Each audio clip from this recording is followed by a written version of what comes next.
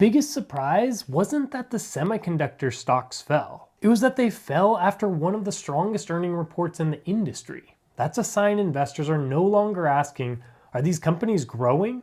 They're asking, are they growing fast enough to justify today's valuations? With big tech earnings just around the corner, next week's reports could determine whether this pullback is just a pause or the start of a broader correction. Also, I hope you heeded my warning earlier last month. On June 6th, I told my private exclusive group not to buy the upcoming IPO on June 12th and gave them copious research why. 100% of the people who purchased the SpaceX IPO or afterwards have now lost money or are down in their investment if they still held. It's down about 10% from its IPO price, but most people bought in a day or two later after it ran up big time. Those that got in at the top, over $200, are down almost 40% in 1 month. Yikes. This is the Saturday Stock Market News Roundup, and today's Saturday, July 18, 2026. I'm going to give you the exact dates to watch over these next 2 weeks, and specifically 4 main reasons why the stock market's down and why that may be a trend in the near future. I'm also going to fill you in on one of the most exciting things I've ever built and finally launch here publicly on YouTube. My goal's always been to not only simplify complex information, but also truly help you guys reach your goal. So I think I've finally found how I can do that best. Just like I showed you from before, I always break news and extra research to my private exclusive group, but now I've upgraded that service tenfold, so I'll tell you more about that at the end of this video. Also, so many people have been asking me about what am I doing about some of these higher volatility stocks and things that I've talked about on this channel that are now down a bit, like APLD or IREN or IonQ or any of the quantum stuff, and then that DRAM ETF, DRAM, that dropped a bunch the other day. I'll give you more insight into that and how I'm playing that later on. First though, let's talk about what you need to know for your investing portfolio for this next week, because some big things are about to affect the stock market more than you realize. My name is Nolan Govea, my students call me Professor G, and I made this channel to make investing simplified. Remember that all investing carries risks, so do your own research. This is not financial advice, and I'm not a financial advisor. Also first, please be careful. It's come to my attention that there are so many scammers out there using my name and my likeness on different platforms and even through email, so please go follow my correct accounts. Here on screen are all my verified socials I'll ever use. Please be very careful. My actual socials are linked down below, so please go follow those ones on whatever platform you use to get extra content weekly. I'll never just direct message you randomly out of the blue. I'll also never email you unless you've emailed me, other than my email newsletter that you signed up for. So if you ever get a message from me unprompted, ignore it. These are the only 2 emails I'll ever use, so please be careful because these scammers will make up an email very similar to this and try to scam you, so I want you to be protected. Okay, so this coming week, these are the dates to watch and prepare for. As you can see on screen, there's a lot of company earnings coming up that are going to change the way this market moves. What investors are going to be listening for is that this quarter guidance matters more than the headline numbers. Management commentary on these topics is likely to move markets the most. Specifically AI spending and capital expenditures, consumer demand, tariffs and supply chain costs, inflation pressures, and more. The biggest potential market movers next week would be Intel, specifically AI and semiconductor outlook, Texas Instruments for broad semiconductor demand, Coca-Cola for consumer health and inflation, American Express for higher income consumer spending, and Honeywell for the industrial and aerospace demand. And we're seeing this more and more. We're seeing that earnings reports need to be stellar. They don't just need to beat, they need to absolutely crush it. And not only that, they need to have guidance that's going to continue to crush it. Like last week, Netflix beat their earnings estimates, but they still dropped a bunch because the guidance moving forward is going to be lower. So it's not about just beating regular estimates.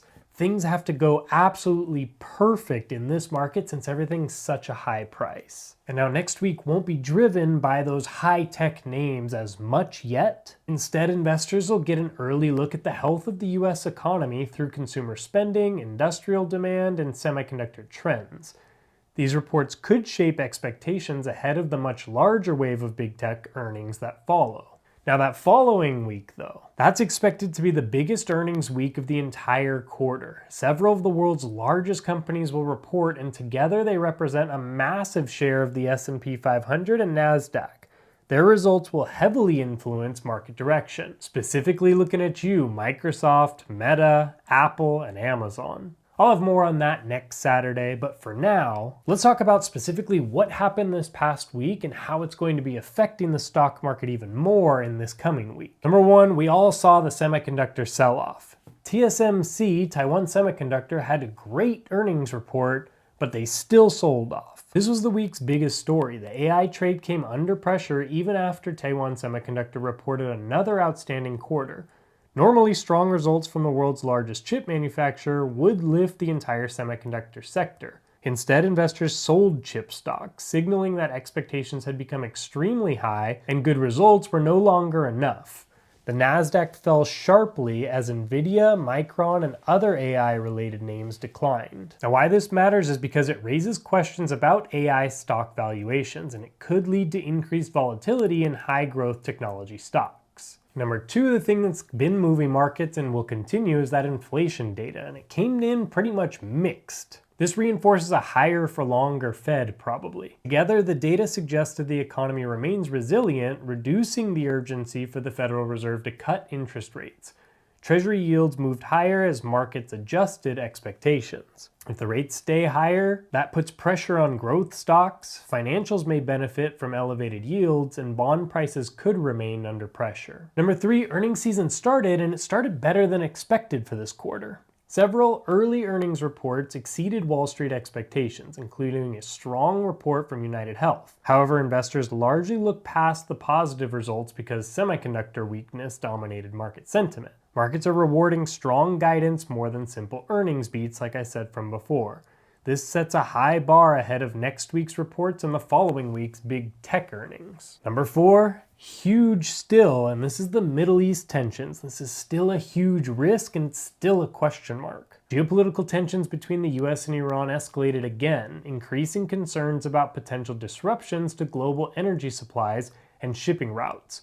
Although oil prices pulled back from intraday highs, the conflict remains a key macro risk. As you know, higher oil prices can push inflation higher, inflation could delay future Fed rate cuts, and energy and defense stocks may benefit if tensions persist. This huge risk is partly why some of the riskier assets, some of the things that I've talked about that are a little more speculative, like APLD, like IREN, like IonQ, or any of the quantum things, and like the DRAM ETF. A lot of that dropped a bunch this last week, and people are asking if I'm still buying, if I'm holding, if I sold, what's going on there. I did decide to do a couple of things, and I let my exclusive group know as soon as I was about to make any decisions. So now the moment you've all been waiting for. If you're finally ready to get serious about your investing and your finances and take the next step, watch this quick 2-minute video here. I used to have a Patreon group, but honestly, the capability on Patreon is just kind of lackluster. I've decided to cut out a couple of different things in my business and in my life to be able to give double the amount of time and effort to specifically my exclusive group. So I've upgraded everything tenfold to give you the ultimate experience. So I'm going to be moving the Patreon platform over to the school platform. This platform is much closer to what I actually use as a professor to build out course modules for my students, and the capabilities are much, much better. The link's going to be down below for you to be able to go to, click on that, and see all of what I'm going to be talking about in this video. So moving forward, I'm going to be doing a weekly call live with you guys rather than just twice a month. I'm going to give you a watch list that I build out specifically only for this group and never on YouTube. I'm going to update not only my portfolio every month for you, but also any new picks or dollar cost average buys will also get updated where you can access it at any time. I'm also going to be making exclusive videos like things that used to be course worthy, something where I put together something where it's 4 or 5 videos that teach something very, very deep, and I used to charge for that. Now I'm just going to give that to you as a part of your membership. As you can see here, there's a classroom tab, and in it we'll have the exclusive content that I'll be making and have already started for you. There's already 2 courses up and ready. The first one is a 4-week investing bootcamp, which goes over so many important basics that we often overlook. Next is the next step in investing, going much deeper on how to pick the best stocks with a 5-point safety screen, dividend information, and how to analyze a company 10K to find the best stock for you. Like I said, you're also going to get a watch list from me that includes some dividend stocks and then also some growth stocks that I'm watching and why with detailed information. Each month this will get updated.